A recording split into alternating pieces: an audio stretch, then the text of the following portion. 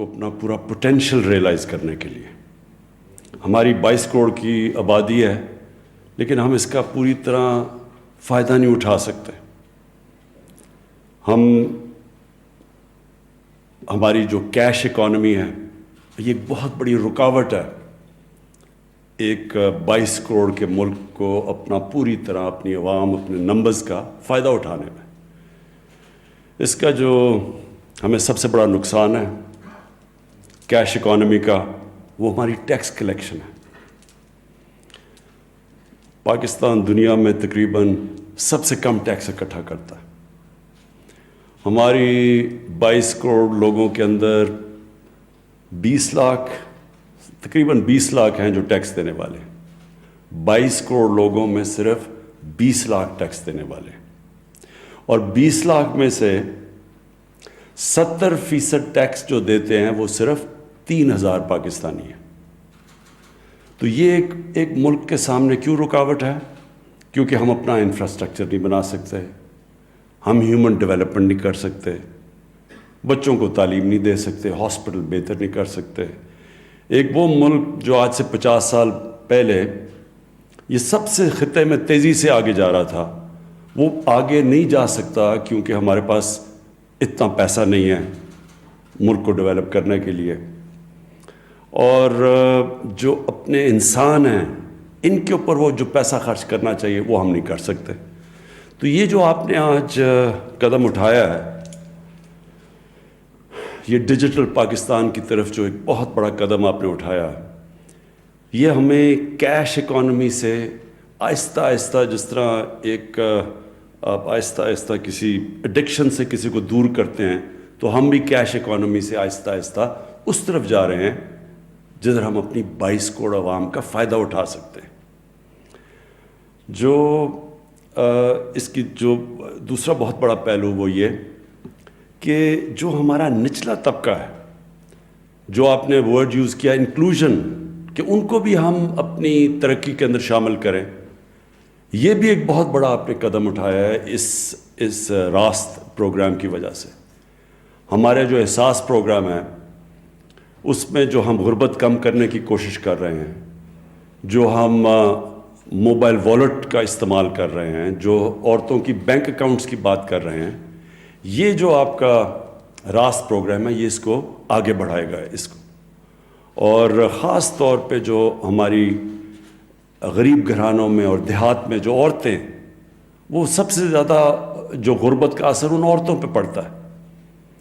جب ایک غریب گھرانہ ہوتا ہے دیہات میں تو وہ کوشش کرتے ہیں کہ جو کمانے والے ہیں ان کے اوپر زیادہ پیسہ خرچ کیا جائے یا اپنے لڑکے کو پڑھایا جائے کیونکہ اس نے کمانا ہے, تو وہ خواتین پیچھے رہ جاتی ہیں.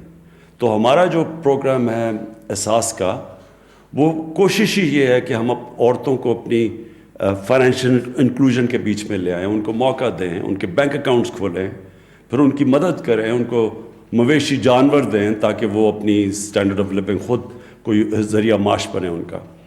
تو یہ راست پروگرام انشاءاللہ ہمیں اس میں بھی مدد کرے گا.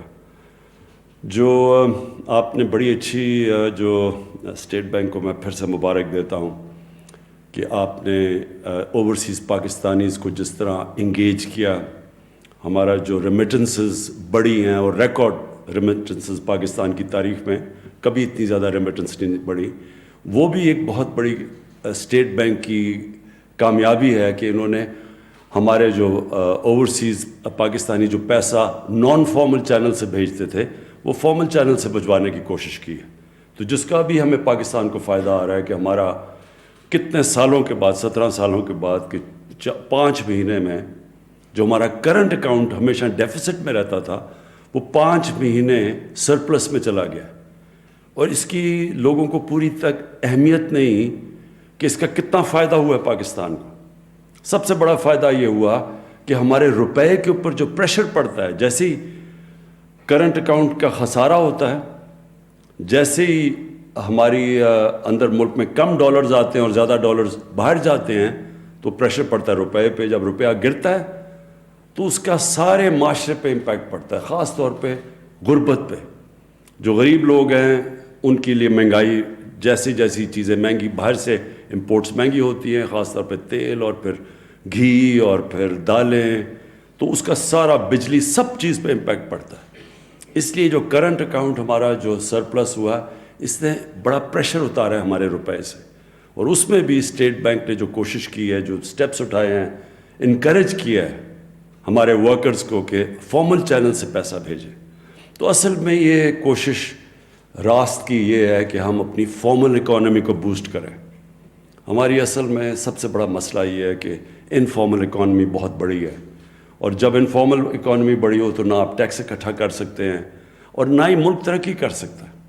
اصل میں سب سے بڑی چیز یہ ہے کہ اگر ملک کے ریونیوز ہی نہیں ہے تو وہ ترقی کیسے کرے گا. میں رضا باقر آپ کو مبارک دیتا ہوں, اسٹیٹ بینک کی ٹیم کو مبارک دیتا ہوں, اور اسی طرح کی انوویشنز آپ نے ہر روز آپ کے بینک کے اندر سوچنا ہے آپ نے کہ کیسے ہم اپنے ملک کی ریمیٹنسز بھی نارمل چینل سے لا سکتے ہیں, کیسے ہم اپنے لوگوں کو فارمل چینلز کے ذریعے کیش اکانومی سے ہٹ کے ان کو ڈیجیٹل اکانومی کی طرف لا سکتے ہیں.